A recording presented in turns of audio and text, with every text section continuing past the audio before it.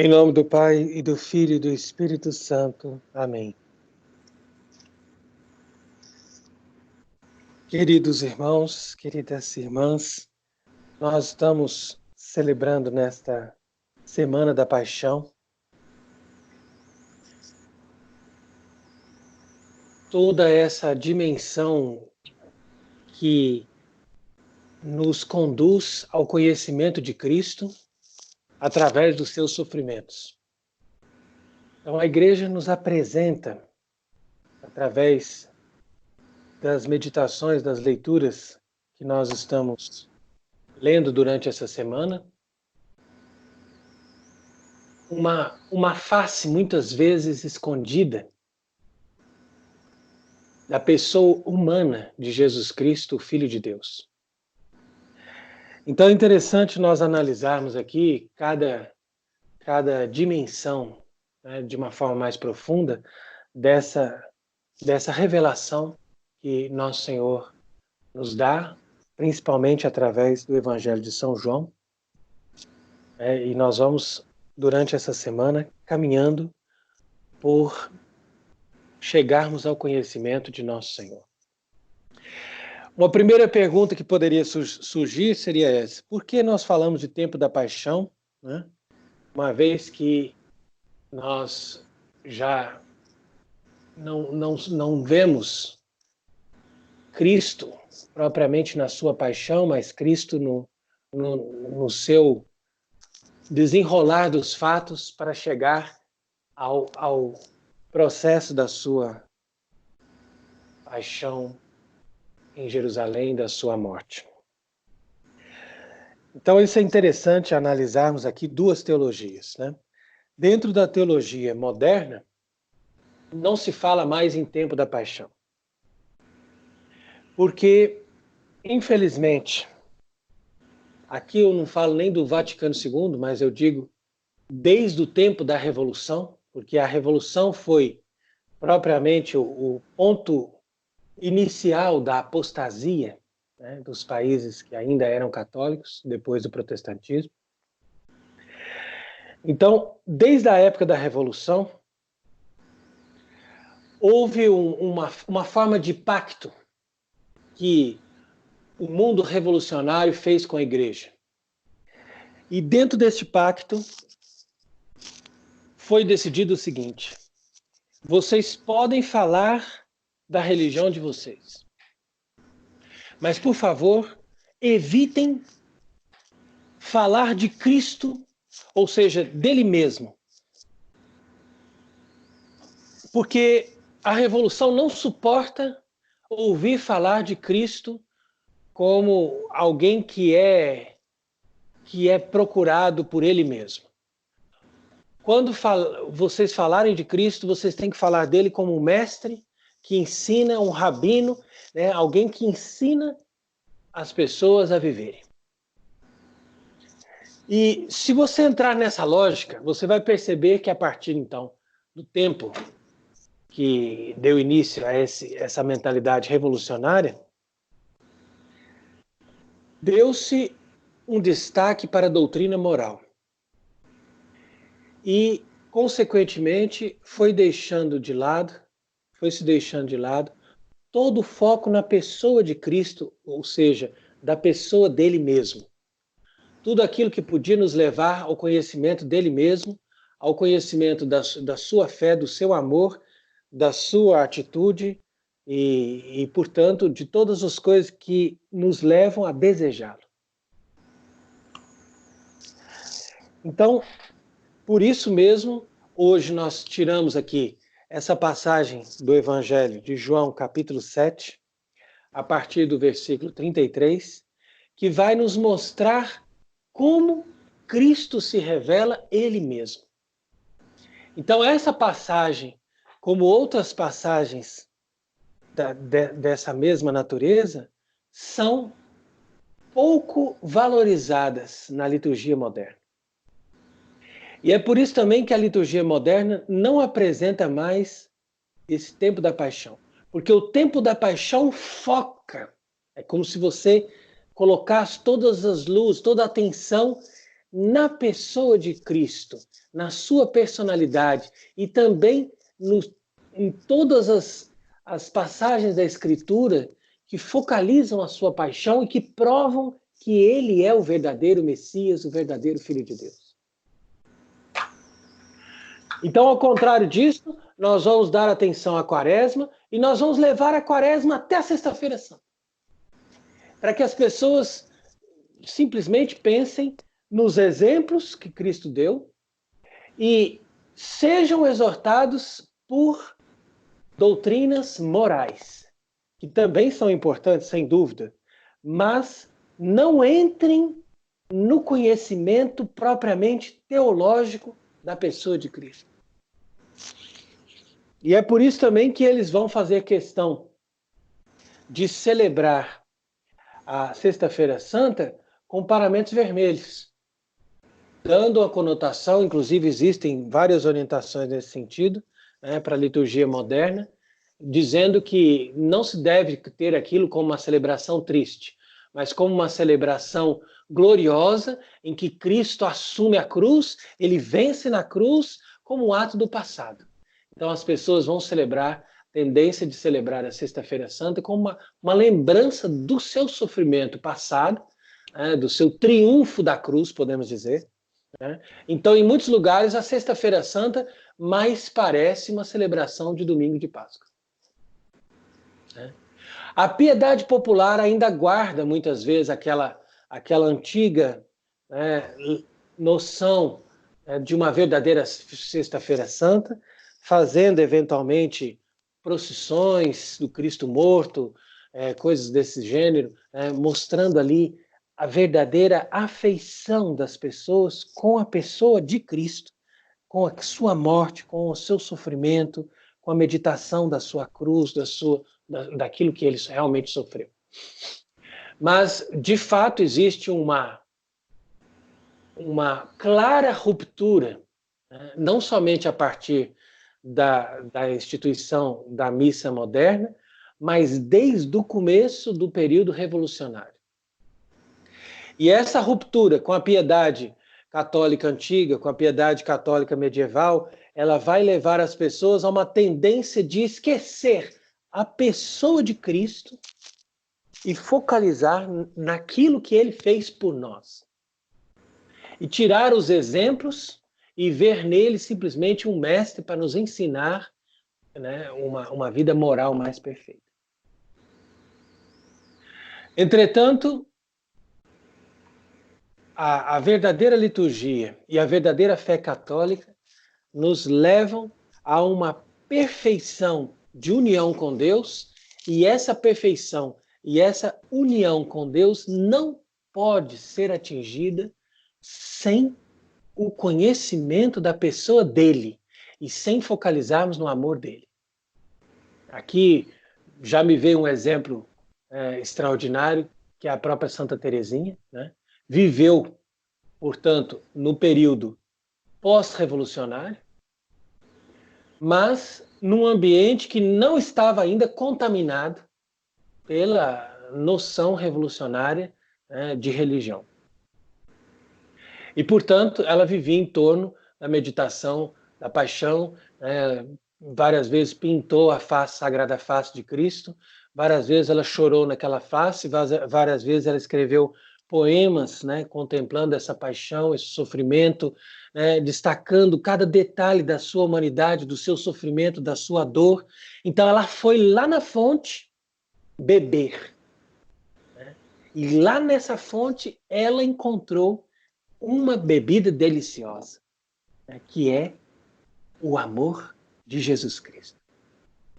E assim poderíamos citar exemplos de muitos outros santos. Nós não podemos aqui deixar de constatar que mesmo após a Revolução, a Igreja ainda tinha essa força, de mostrar o seu Senhor, mostrar de onde vinha a sua vida, o seu amor, a sua glória, a sua energia, tudo estava nele, tudo estava em Cristo. De tal maneira que os reformadores, entre aspas, das religiões protestantes, quando eles reclamavam né? Que a Igreja Católica não tinha um foco em Cristo, que não tinha uma visão cristocêntrica, né? Que dava muita atenção a santos, essas coisas. Isso é bem evidente. Isso é bem evidente. Eles o faziam por falta de conhecimento da religião católica. Aí que está. Né? Porque em muitos lugares, principalmente dentro dos ambientes paroquiais, né, dos ambientes assim mais populares, aquela religião, de fato, estava muito devocionalista, né?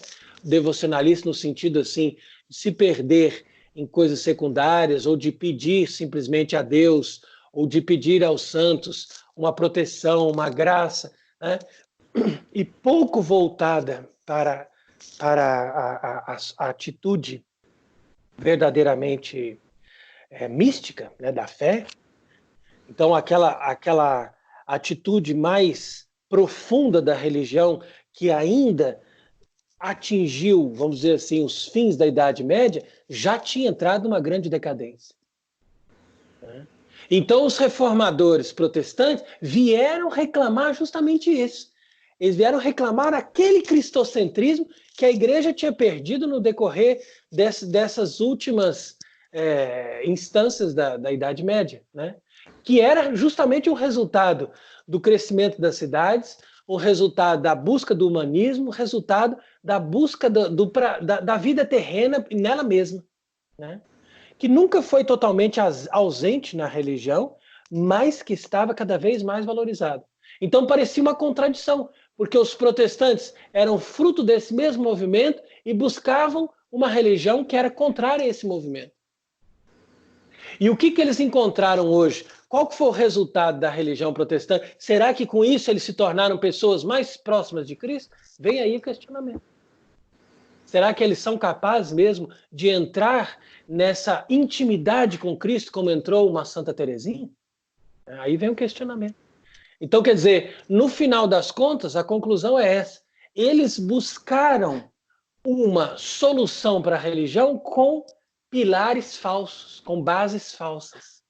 Né? Ou seja, buscaram Cristo colocando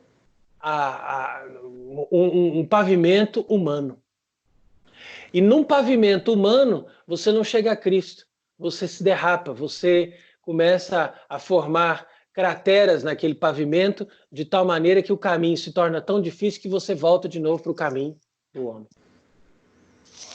Então, talvez não esteja tão claro esse pensamento, mas isso é uma introdução para nós percebermos a importância do tempo da paixão. O tempo da paixão não é devocionalismo, e a busca da devoção à humanidade de Cristo ou à paixão de Cristo não entra na lógica do devocionalismo, mas ela entra, sim, né, principalmente se ela é bem orientada, numa lógica de uma identificação com a pessoa de Cristo. Se você for analisar para a maioria dos protestantes, pelo menos que eu conheço hoje, Cristo é uma ideia. Cristo é simplesmente um ser celestial. Eles nunca fazem um aprofundamento da humanidade de Cristo, da paixão de Cristo, do conhecimento de Cristo. E isso é exatamente o contrário do que os reformadores, entre aspas, né, buscavam no início.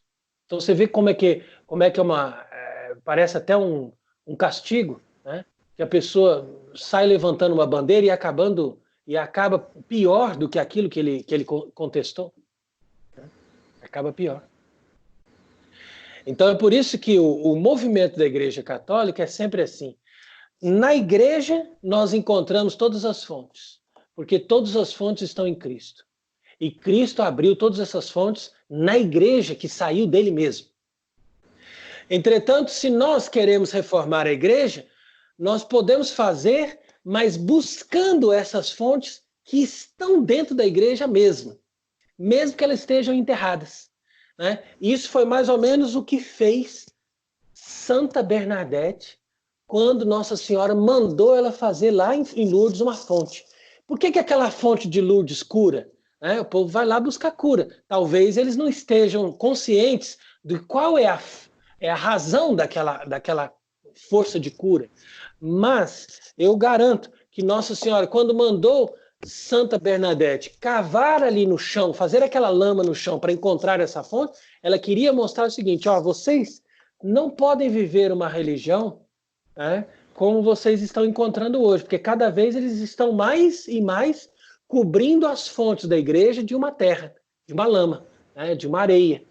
Então vocês vão ter que cavar, encontrar nas raízes dessa religião, né, nas raízes da religião católica, a substância, a fonte, né, as grandezas da verdadeira fé, para que ali vocês encontrem a cura de todos os males do vosso século. E ali nós estamos falando do século XIX, que é justamente o século que produziu a apostasia, o século que produziu o Vaticano II, que produziu todo esse movimento do modernismo, o liberalismo. Todos os erros estão ali, no século XIX. Por quê? Porque o século XIX é o desencadear das ideias revolucionárias que eles acumularam, como se fosse um rio que acumulou lá numa barragem durante séculos, e lá no século XIX eles ficaram livres para desembocar isso na mente das pessoas e na sociedade. Hoje em dia nós não temos mais necessidade disso, porque as pessoas já não pensam mais. Então, se elas não pensam, não precisam mais de pensadores, nem para o bem, nem para o mal. Simplesmente eles podem fazer o que quiser com a sociedade. Eles usam da mídia, fazem o que as pessoas, colocam ali o que as pessoas precisam pensar e pronto. Mas se tem um momento da humanidade que foi o momento do debate, o momento da discussão, o momento em que Cristo foi confrontado com o mundo, né, de uma forma violenta, foi o século XIX. Exatamente no meio do século XIX, a aparição de Nossa Senhora de Lourdes. Então você percebe como tudo tem uma ligação, né? E ali nós vamos entender por que isso também tem ligação com esses evangelhos que nós estamos lendo, porque nós estamos destacando agora, no tempo da paixão, as passagens do Evangelho de São João que mostram os debates entre Cristo e os seus opositores. E esses debates é que são reproduzidos nesse contexto do século XIX. E é ali que nós, como igreja, né, temos que sustentar o debate de Cristo e defender os valores desse debate que Cristo sustentou.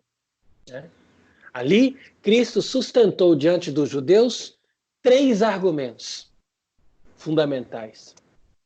Primeiro, que ele tem a verdade. E ali você vai ver, no século XIX, eles contestarem a própria ideia da verdade. Isso já foi antes, mas eu digo que o século XIX, que através da Revolução, colocou essa ideia de que a verdade é uma coisa subjetiva. Cada um tem a sua verdade.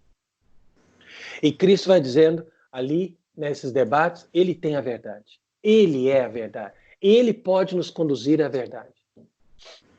Depois, além da verdade, ele sustenta que ele é o verdadeiro Messias, ou seja, o esperado de Israel. Apesar de que ele não vai entrar na lógica que eles querem, né, da salvação política, da salvação temporal, mas ele vai mostrar a salvação espiritual. Entretanto, ele é o verdadeiro Messias que vai cumprir as Escrituras. E depois ele vai mostrar também que, além de ser o Messias, ele é a pessoa do Filho de Deus, gerado, não criado, consubstancial ao Pai, por quem todas as coisas foram feitas. Deus de Deus, luz da luz e Deus verdadeiro de Deus verdadeiro. Olha só que coisa impressionante. Nenhum judeu, com certeza, estava preparado para isso. Até aí a gente até entende, né? Porque em nenhum momento a Escritura tinha dado essa noção tão clara. Mas depois eles começaram a entender que, de fato, ele é o Deus bendito, ele é o Adonai, ele é o Senhor que falou com Moisés. Agora, para eles entenderem que ele é o Senhor que falou com Moisés e que estava ali agora como um homem de 30 anos, né, era difícil. Era difícil. Isso aí a gente tem que concordar que não era fácil. Muitos queriam entender, muitos queriam fazer força para compreender aquilo, mas ainda ficaram confusos. Eles só foram mesmo começar a aprofundar nisso e se converter em massa a partir de Pentecostes, né? Porque ali ele já tinha ressuscitado os mortos. Os apóstolos estavam na força do Espírito Santo, fazendo milagres extraordinários. Então aí as pessoas falaram, olha, ficou muito claro agora que ele realmente era Deus. Mas até então, para eles era toda uma revelação muito difícil, né? Então vamos vendo aí que nosso Senhor, ele fala dele, né, como alguém que é Deus. Ele não fala dele como alguém que é abaixo de Deus. Ele fala dele como alguém que é Deus igual ao Pai, que está submisso à autoridade do Pai, mas que é em natureza idêntico ao Pai. A mesma natureza que Deus Pai tem como Deus, ele tem como Filho, né? Então veja aí que isso é muito importante. E nós hoje em dia perdemos isso, né? Cada vez mais as pessoas estão se aproximando daquela doutrina que é pregada entre os testemunhos de Jeová, que não é outra coisa que o arianismo, senão o arianismo. O arianismo é a solução para os judeus aceitarem uma religião, né, que seja possível de conviver com eles. Ou seja, podemos falar nesse Jesus, mas vamos falar dele como o maior, como mestre, como profeta, mas não vamos falar dele como Deus. Por isso que os judeus criaram o arianismo, por isso que os judeus depois criaram o islamismo, por isso que os judeus também depois criaram as testemunhas de Jeová. Tudo é sempre o mesmo movimento. Colocar Jesus abaixo do Pai. Ele, olha, Deus Pai mesmo, só ele é Deus. Só ele é o Jeová, só ele é o Deus único, eterno né, universal, criador de todas as coisas.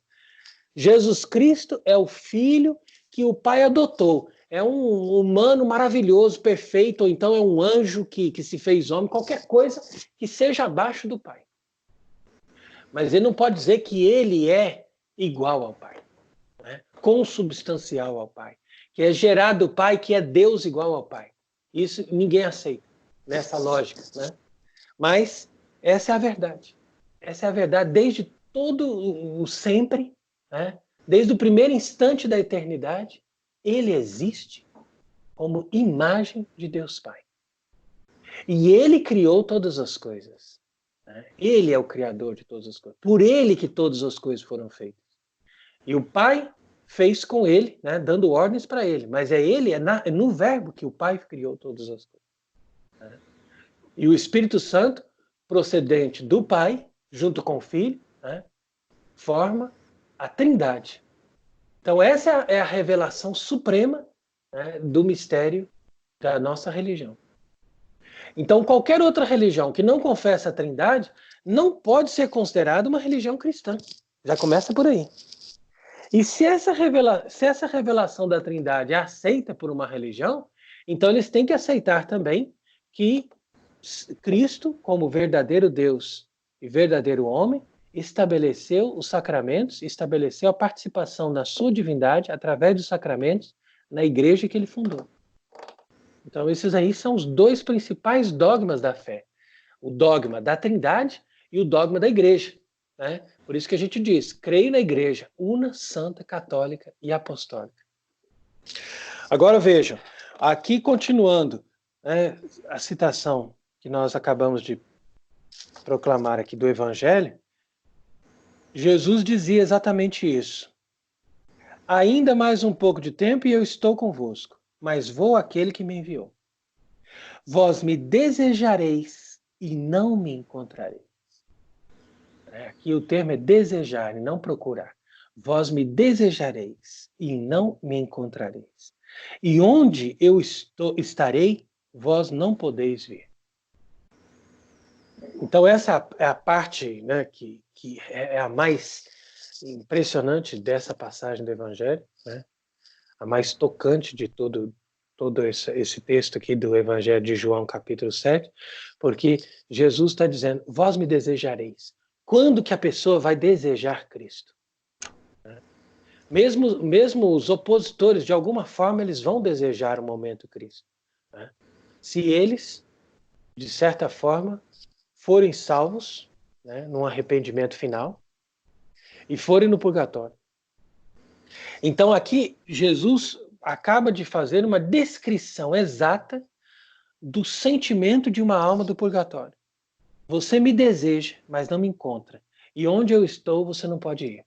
Exatamente como Abraão disse para aquele rico, né, que queria que ele fosse para o lugar onde estava Lázaro, né, mas Abraão disse para ele, ó, onde nós estamos você não pode chegar, porque tem um abismo entre nós. Qual que é o abismo que Deus colocou entre o céu, as almas que estão bem-aventuradas no céu, e as almas do purgatório? O abismo é exatamente o abismo da nossa fragilidade humana. Se a pessoa se preencheu de Cristo, ela não tem necessidade do purgatório. É isso também que os protestantes não entendem, né? Os protestantes dizem, Deus já nos salvou gratuitamente. E nós não precisamos de obras para chegar no céu. Ok, você não precisa de obras, mas você precisa se preencher de Cristo. Isso é uma obra, né? Isso é uma obra. Você não precisa fazer as obras como faz um espírita, que vai lá e diz assim, eu vou fazer isso porque isso aqui vai melhorar a minha situação lá no karma, né? O meu karma vai melhorar e eu vou poder reencarnar menos, ou então já vou me libertar. Não, não é assim. Mas você trabalha, né? O trabalho espiritual que a gente faz é para preencher o abismo do nosso vazio, da nossa fragilidade, do nosso nada, com Cristo. E é nisso que consiste a obra do cristão. Por isso que São Tiago diz, a fé sem obras é morta. Por quê? Porque você precisa trabalhar essa obra. E essa obra consiste, sobretudo, na humilhação, né? Porque se você está cheio de você mesmo, né, você pode ser o cristão mais observante, mas você está cheio de você mesmo. O que vai acontecer? Você vai morrer e vai para o purgatório.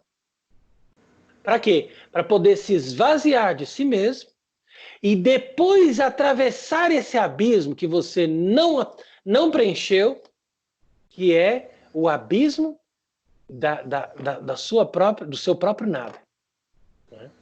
Agora, se a pessoa trabalha dentro dela o esvaziamento dela mesma pelas obras de humildade, né, pela humilhação, sobretudo, não só por obras concretas, mas por obras que façam a pessoa se esvaziar de si mesma, do seu ego, do seu orgulho, né, de tudo aquilo que identifica ela com o amor dela mesma, com o amor próprio, né?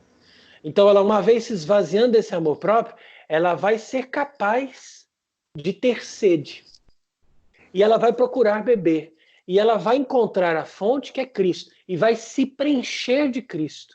E assim ela vai estar numa proporção tal que ela seja capaz de ir para o céu, porque ela está capaz de se identificar com ele, né?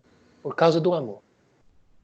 Por isso que o primeiro mandamento é fundamental. Amarás o Senhor teu Deus de todo o teu coração. Esse amarás é o desejar. Mas esse desejo, ele não acontece enquanto você não conhece Cristo. Porque Deus, né, no sentido desse mandamento, é uma ideia. E a gente não é possível, para a nossa natureza humana, amar uma ideia. Você pode ser grato a alguém que é uma ideia que parece que te ajudou em algum momento, mas de uma forma invisível. Mas se você não amar Cristo na sua humanidade, no conhecimento da sua paixão, no conhecimento da sua pessoa concreta, você não será capaz de cumprir o mandamento e, portanto, você não será capaz também de entrar nessa lógica de amar a Deus de todo o coração. Então, o que nosso Senhor está dizendo aqui é muito sério. Vocês vão me desejar e não vão me encontrar. E os judeus vão dizendo, mas onde é que ele vai? Como é que a gente vai fazer isso? Será que ele vai pregar para os gentios? Que estranho essa palavra. Será que ele vai sair agora para pregar para os gregos? para os africanos, para os asiáticos e vai ficar num outro lugar, né? Os caras vão fazendo essas hipóteses, né?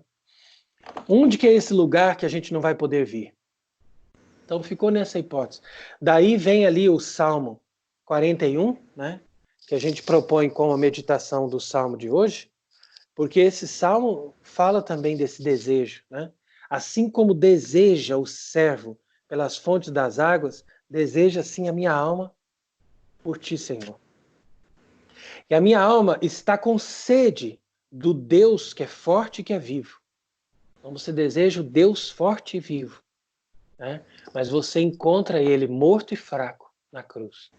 Então, olha, veja como tem toda uma oposição, e nessa lógica das oposições é que a pessoa vai encontrando a verdadeira vida, a verdadeira força, né? A princípio, você olha para a cruz, você vê ele morto e fraco.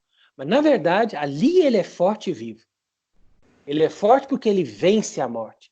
E ele é vivo porque ele manifesta que ele ultrapassa todos os poderes, todas as ondas da morte, todas as potências infernais, né, que são verdadeiramente as possuidoras das chaves da morte, né? Então veja ali, ó, é como vai dizer no Apocalipse, eu tenho as chaves da morte, né? Você vê a potência dele?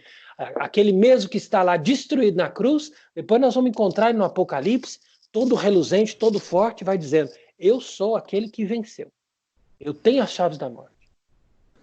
Então vejam, para mim foi lágrimas dia e noite, dizendo, onde está o teu Deus? E aí eu procurei, né, me recordar daquelas...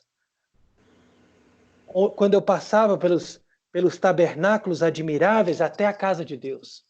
Então esse salmo ele tem uma mística profunda, porque os tabernáculos admiráveis que fala aqui, né, não são outra coisa senão cada estágio da vida espiritual da pessoa. Como Santa Teresa fala das 7 moradas, né? Até chegar na casa de Deus. E a casa de Deus seria exatamente aquele cubículo que fala no Cântico dos Cânticos, fala assim, ele me introduziu lá no seu cubículo, né? O esposo me introduziu lá na sua adega, né? Lá onde ele guarda os vinhos, lá na cave, lá embaixo, né? Aquele lugar escondido. Essa é a casa de Deus. E ali diz, na voz de exultação, nos sons de festa, né? E agora, por que está triste a minha alma? Por que conturbas? Né? Então veja a sensação da pessoa que sente aquele desejo e ao mesmo tempo não encontra. Acontece aqui de uma forma mística aquilo que nosso Senhor disse para os judeus: vós me procurareis e não me achareis. Né? Aí vem, por exemplo, a dor de uma alma que gostaria muito de estar comungando nesses dias e não encontra um lugar onde ela pode ter uma missa, onde ela pode receber a comunhão. Né? Isso é mais ou menos o efeito daquela alma do purgatório também, que está sendo purificada exatamente no desejo. Então, quando Deus quer que uma alma deseje mais a Ele, aí Ele se esconde para que aumente aquele desejo. Né? E aquele desejo se torna verdadeiramente insuportável. Né? É uma saudade, é um desejo insuportável. Porque ela fica ferida de amor, né? Como a Madalena no dia da ressurreição. Então veja bem que interessante. A minha alma está conturbada e eu penso nas terras do Jordão, do Hermon e do Monte Módico. O Monte Módico é um monte pequeno. Então o Jordão, o Hermon e o Monte Módico, ou Monte Pequeno, são os 3 lugares onde você vai ver Deus se revelar ao seu povo. Né? Então ele deu a lei, ele ao mesmo tempo fez eles atravessarem o Jordão. E qual que é aquele monte pequeno? O Monte Pequeno não é outro senão o Monte das Oliveiras. O Monte das Oliveiras foi o último lugar onde Cristo deu o seu recado de amor à sua esposa. Ao mesmo tempo, os outros doutores vão dizer que o Monte Módico, o Monte Pequeno, é o Monte Calvário. Que ali também ele se encontrou num pequeno monte e ali ele mostrou toda a sua capacidade de amor numa desintegração do seu ser humano, né, para que nós pudéssemos ser atraídos para ele. Por isso que ele dizia, quando tiveres exaltado o Filho do Homem, né, eu atrairei todas as coisas a mim. Então essa atração é uma atração da alma que atinge a sensibilidade do amor. Né? Porque todos nós, seres humanos, nós temos um desejo de nos apaixonar. E nós temos desejo de amar uma pessoa infinitamente. Mas só que a gente projeta aquele amor, né? Porque como a gente não encontra alguém perfeito, então a gente projeta aquele amor numa pessoa e é por isso que tem muitos casais que dizem ou meu bem, ou meu amor, ou minha vida, né? São títulos que a gente deveria dar só para Deus, né? Mas a pessoa vai lá e chama o outro assim, a não ser no momento que está brigando, né? Aí muda, né? Muda os termos. Mas normalmente ela vai chamar a pessoa como se a pessoa fosse Deus, porque esses títulos você só dá para Deus, né? E é Deus que merece o título de amor, nossa vida, nosso bem, né? Porque Ele é tudo isso verdadeiramente. Mas como a alma não tem a sensibilidade de encontrar essa água viva nele, então ela vai atrás de outras coisas que preencham, né? Ou vai atrás de paixões. Mas ali, nosso Senhor, na cruz, ele vai se mostrar como o amor perfeito de toda a alma, né? E quando uma alma tem essa sensibilidade que eu disse, né? Ou seja, quando ela adquire a lógica espiritual, né? Quando ela entende que ela tem que amar de uma forma espiritual, aí ela começa a ter capacidade de entrar em sintonia com esse amor de Cristo. Se ela não fizer isso nessa vida, vai fazer no purgatório. Então, por isso que esse salmo aqui também, ele está próprio para o ofício das almas, né? Dos defuntos. Então, por isso que diz, ó, toda tua excelsa tua, et fluctus tui super me transier, né? Então, tudo que era a tua coisa, as coisas grandes e os teus fluxos, né, passaram sobre mim. Então, quer dizer que Deus permitiu que aquela alma sofresse toda aquela violência, né, a força do conhecimento que ela vai ter através da paixão. Porque na paixão, Cristo sofreu na nossa humanidade e esse é o link que nós temos entre nós e Deus. Né? É a ligação, é o cabo, né, que liga um aparelho até outro. É a paixão de Cristo. Porque ali ele sofreu na carne. Então, nós queremos ser espirituais, mas a gente tem a lógica da carne. Então, a gente tem que entrar na lógica do sofrimento da carne de Cristo para entender que a comunicação do amor pode ser tanto por carinhos carnais, como por sofrimentos que eu faço pelo outro. Né? Então, nisso vem a lógica da paixão. Por isso que diz, ó, in dia mandavi Dominus misericordiam sua, et nocte canticum eis. Então, no dia, o Senhor me mandou a sua misericórdia e na noite ele me mandou o seu cântico. Né? Por quê? Porque no dia ele fez o sacrifício da cruz. E na noite ele enviou o seu cântico, que era a noite do Monte das Oliveiras. Ele estava ali durante aquela noite, como que cantando o amor divino, né? Todos os cânticos do amor divino, aqueles cânticos que nós encontramos no Antigo Testamento, né? Especialmente no Cântico dos Cânticos, os cânticos de amor que Salomão canta para a sua amada, né? Ali ele realizou tudo isso de uma forma mística no Horto das Oliveiras. Por isso que fala, à noite veio o seu cântico. E ali diz, ó, também, né? Por que me esqueces? Por que está contristada, né? Por que estou contristada enquanto o inimigo me aflige? Porque o inimigo, né, no caso o demônio, ele tem esse gosto de nos mostrar os nossos pecados ou de nos mostrar a nossa distância entre nós e Deus, né? Para tirar a esperança daquela alma se unir a Deus. Então, essa alma está nesse sentimento, nessa tristeza, né? Enquanto ela diz, abissus abissu invocat, in voce caractarum tua. Então quer dizer que nas vozes das tuas cataratas, das suas cachoeiras, o abismo invoca um outro abismo. Então é aquilo que eu estava dizendo. O abismo que separa o céu do purgatório, ou seja, o nosso ser pecador, né, mesmo que já esteja remido com o sangue de Cristo, ainda precisa preencher esse abismo, né? Preencher esse abismo. E esse abismo vai ser preenchido pelas muitas águas que saem das fontes do coração de Cristo. E ali vão estar um abismo atrás de outro abismo, porque quanto maior a nossa humilhação, mais ele vai querer que nós sejamos mais humilhados ou mais esvaziados para poder preencher com a sua glória e com o seu poder. Então isso aqui é impressionante como esse salmo, depois vocês podem meditar melhor, ele é um verdadeiro guia, né, de vida espiritual. Mas continuando o evangelho, nosso Senhor vai dizer exatamente isso, né, que no maior dia da festividade, né, que era justamente aquela festividade que eles estavam celebrando ali, a festa das tendas, né, nosso Senhor clamava dizendo, se alguém tem sede, venha a mim e beba. Né? Nós hoje contemplamos isso com beleza, mas imagina alguém na escadaria do templo, clamando para todos, né, as pessoas ali, tá, com certeza um momento de calor, e ele está dizendo, se alguém tem sede, venha a mim e beba. Todo mundo podia olhar para ele e pensar, esse homem é louco, né?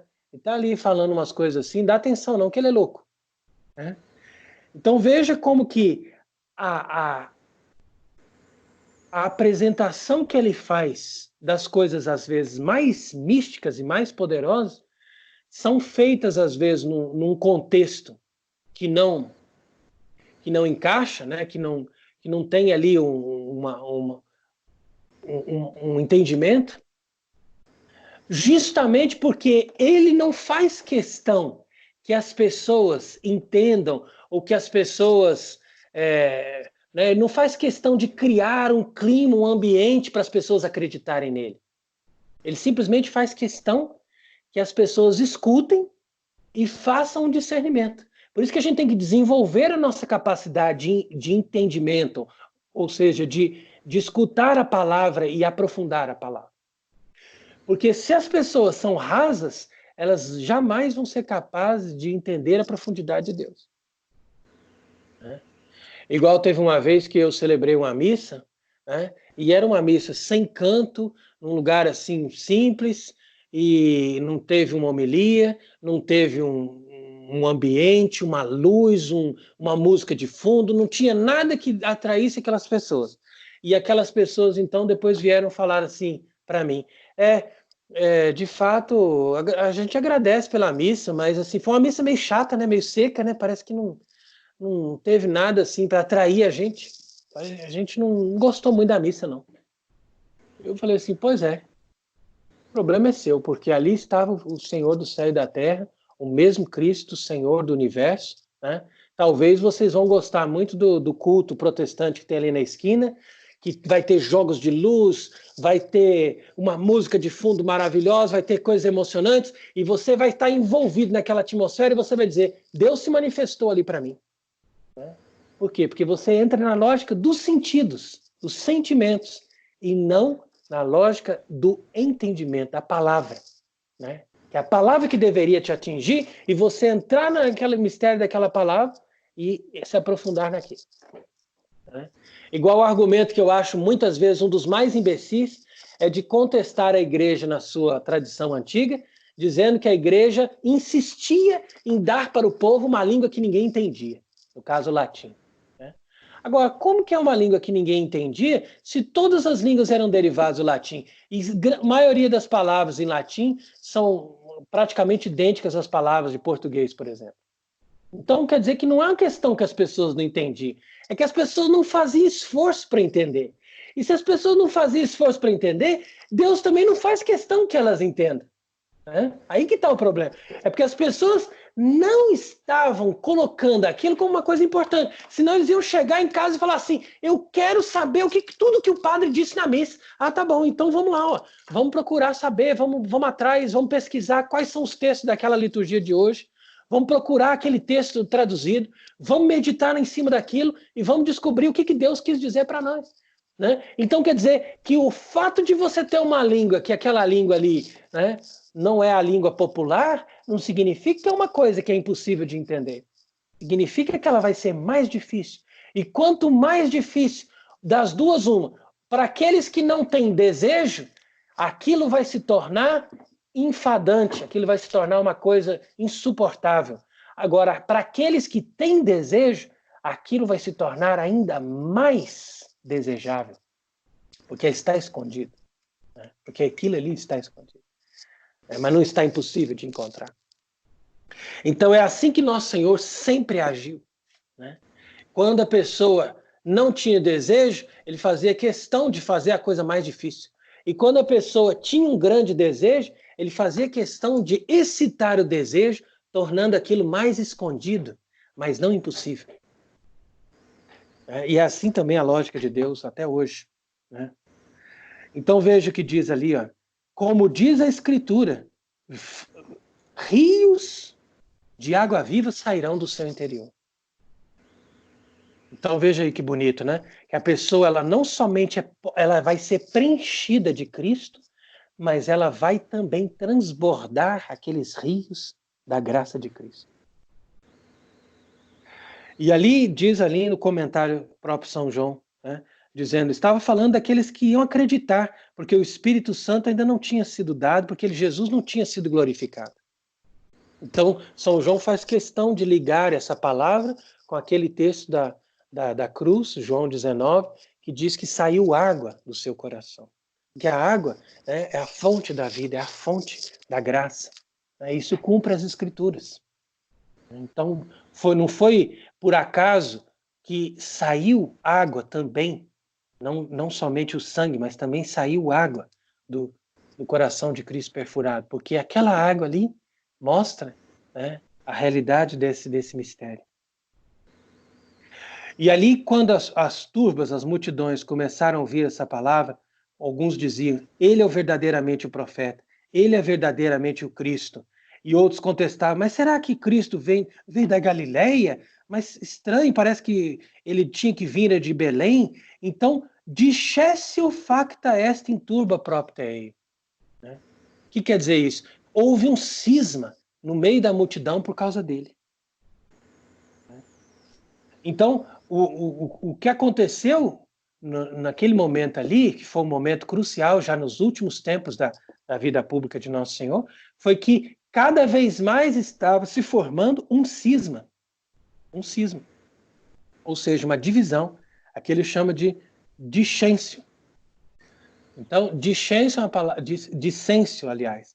Dissensio é uma palavra latina que significa uma divisão, uma distinção, um cisma. Né? Em outros lugares também São João vai dizer que houve um cisma entre eles. Né?